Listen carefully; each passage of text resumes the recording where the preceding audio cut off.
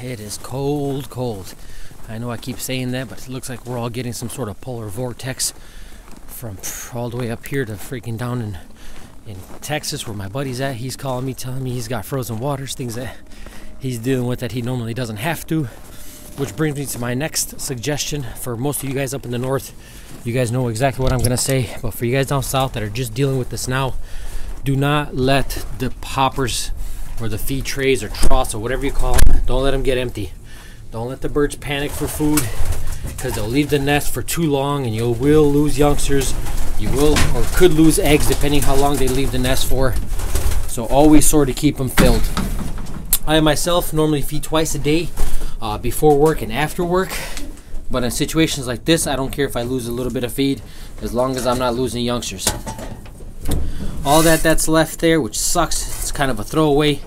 There's nothing you can do about it. They're not going to eat it. Just dump it out. Give them some fresh grit. Watch how they go after it. This is a blend of Jovati and natural. Give them quite a bit there. And again, even though they had grit, trust me, they won't eat it. So give them fresh grit all the time. At least once a day. And you'll see how they panic for it. And again, this is what I'm trying to avoid. I'm trying to avoid them panicking and leaving the nest for too long. Kind of like those babies in that two nests right there. I've personally had youngsters die within a matter of a minute or so. The parents left them for too long, again in a panic to get food or get grit or whatever the cause it was, and the babies died on just froze. I couldn't get them warm enough. I remember last year I had a bird I called Frostbite. He rolled out of the nest and my wife found him, called me in a panic at work. What should she do? The baby's real limp, he's not doing anything. Luckily for us, we were incubating eggs at the time, so I said, hey, just an idea, go put them in the incubator. That warm air, that humidity might help him out. And he bounced back. The very next day I took him, I put him under the parents and raised them up just right. Ended up being, I handed them out to a buddy who needed a few extra birds, and ended up being one of his top racing pigeons. Frostbite was a grandson of Red 29, who's up in this corner box here, and off of the 44 cock, which I call the 44 cock now. So you never know, but the gist of it is don't let them get off the nest for too long. Kind of like that youngster there. I'm getting a little stressed out about it.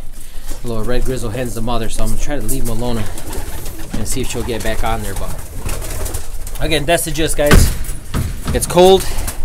You don't want them off the nest for any amount of time. Let me find out, their pot's empty, so I'm gonna just feed them the grit inside their bowl here. There we go.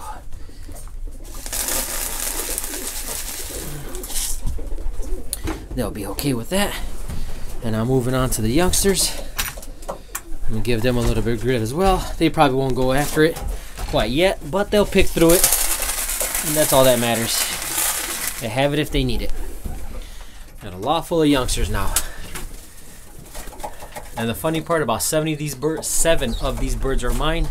The rest were placed in my loft.